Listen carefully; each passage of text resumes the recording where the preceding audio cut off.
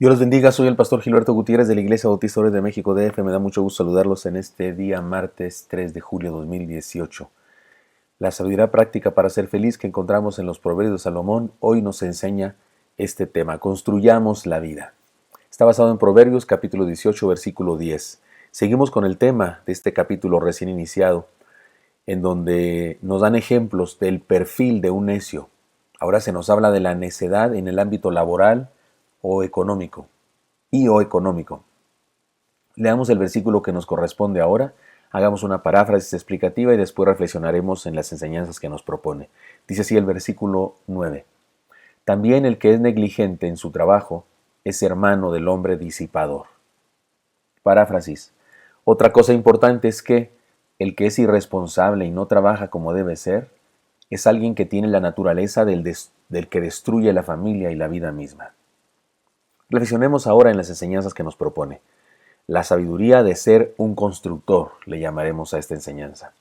Leamos otra vez el proverbio. También el que es negligente en su trabajo es hermano del hombre disipador. Hay dos conceptos que merecen que definamos con claridad. Tres conceptos. Negligente en su trabajo. Habla del perezoso, el irresponsable, el que no trabaja con dedicación, el que espera que le den, el que es consumidor y no produce nada. Se trata de esa clase de personas que tienen que ser soportadas y no soportan a nadie.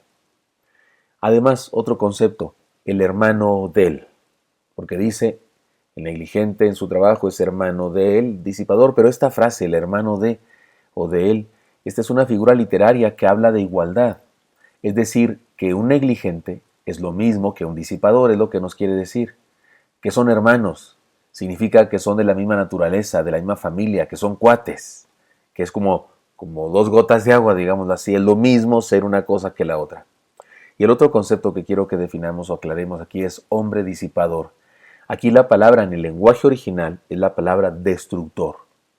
Se traduce disipador porque es la idea en nuestro contexto, en nuestro idioma, pero la palabra en el lenguaje original es la palabra destructor porque ciertamente el ser un disipador es alguien que destruye algunas áreas de la vida de una familia o de su propia vida. Leamos el mismo pasaje en otras versiones para aclararlo más todavía. Por ejemplo, la Biblia de las Américas traduce así: también el que es negligente en su trabajo es hermano del que destruye. La Nueva Biblia Latinoamericana de hoy traduce así: también el que es negligente en su trabajo es hermano del que destruye. La Nueva Traducción Viviente dice así: el perezoso es tan malo como el que destruye cosas.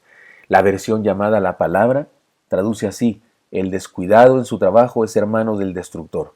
Y la Reina Valera contemporánea traduce así: el que es negligente en su trabajo es también íntimo amigo de la gente nociva.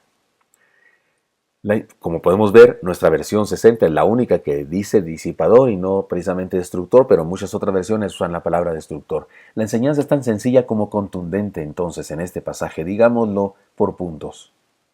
Aquel que no produce beneficio alguno es tan dañino como aquel que destruye los bienes ya conseguidos. 2. No trabajar es tan malo como gastar mucho dinero. 3. El problema no es solo de responsabilidad, sino de naturaleza. Tiene que ver con cómo es una persona, tiene que ver con quién se identifica una persona, a quién se parece una persona. Y un negligente, una persona irresponsable en el trabajo, es parecido a un huracán, es parecido a un terremoto, es parecido a un problema muy serio de bancarrota, porque es alguien que destruye o es algo que destruye.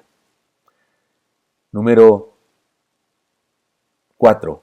El miembro de la familia que no produce y además malgasta el dinero es igual que un ladrón que despoja a su familia de la prosperidad.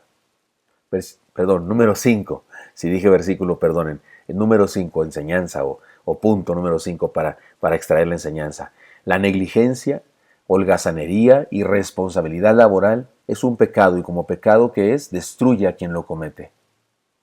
6. El trabajo es bendición de Dios, así que despreciarlo es un atentado contra su soberanía y ese es un asunto grave. Si Dios nos dio un trabajo, nos dio una bendición para que la cuidemos. para que la ejerzamos. Número 7. El remedio implícito para este mal es sencillo, por lo menos sencillo de identificar. Seamos trabajadores y responsables y tendremos la naturaleza de un constructor. Para terminar, les quiero decir que en el Nuevo Testamento también se trata este tema. Leamos la exhortación paulina. Allá en segunda carta a los Tesalonicenses, capítulo 3, versículos 11 al 13, Pablo dice así: Porque oímos que algunos de entre vosotros andan desordenadamente, no trabajando en nada, sino entremetiéndose en lo ajeno. A los tales mandamos y exhortamos por nuestro Señor Jesucristo que, trabajando sosegadamente, coman su propio pan. Y vosotros, hermanos, no os canséis de hacer el bien. Espero que esto sea útil para usted y le dejo la enseñanza final. Construyamos la vida. Construyamos la vida. Insisto, espero que esto sea útil para usted y me encantaría encontrármelo el día de mañana. Hasta pronto.